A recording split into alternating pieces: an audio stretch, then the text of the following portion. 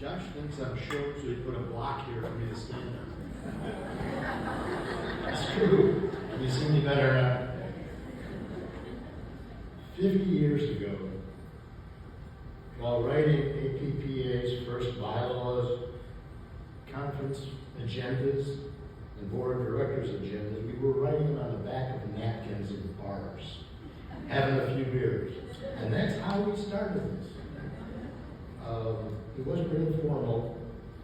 There were no computers, per se.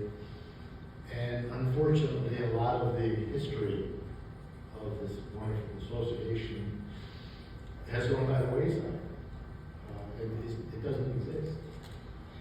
But be that as it may, I am amazed and proud at what this association has grown to be, the lives it's touched.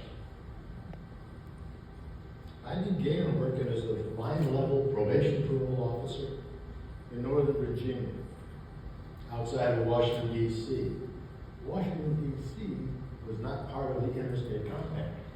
So if someone was on probation or parole from Virginia who lived in Washington, D.C., then we had to go into Washington, D.C. to do the supervision.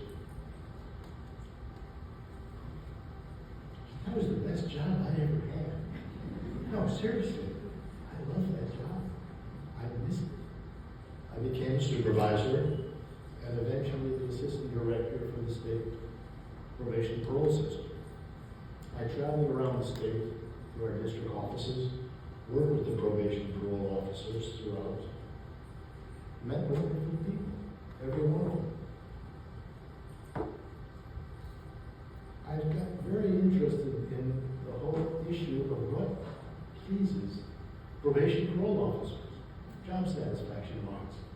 So I spent 3 years of my academic career studying that and came up with the probation parole officer job satisfaction questionnaire. It was administered in 5 states that used it. And the results won't surprise you. What made probation parole officers happiest about their job, it wasn't salary, that's for damn sure. It wasn't room for advancement, because there really is not a lot of jobs above that within probation parole office. It was feeling good about helping people and helping the community. And this was consistently shown to be the number one thing that made probation parole officers happy about their jobs.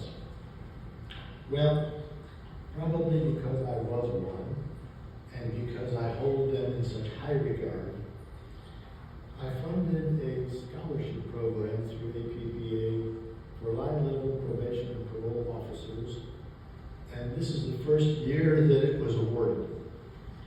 The committee that met selected 3 persons to receive the award.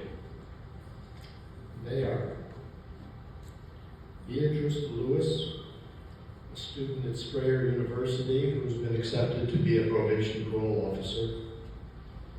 Maggie O'Malley, Denver County Probation. Claire Bennett, Clark County Probation, Jeffersonville, Indiana. Again, I'm brought to tears when I think about what this association has become. And the people who have been so actively involved in getting us to this point. I express my gratitude to those folks who've carried the banners for these 50 years. If you see me in the hallways and you want to hear war stories from the old days, I got them. But I'm proud to have been a small part of what APPA is today. Thank you.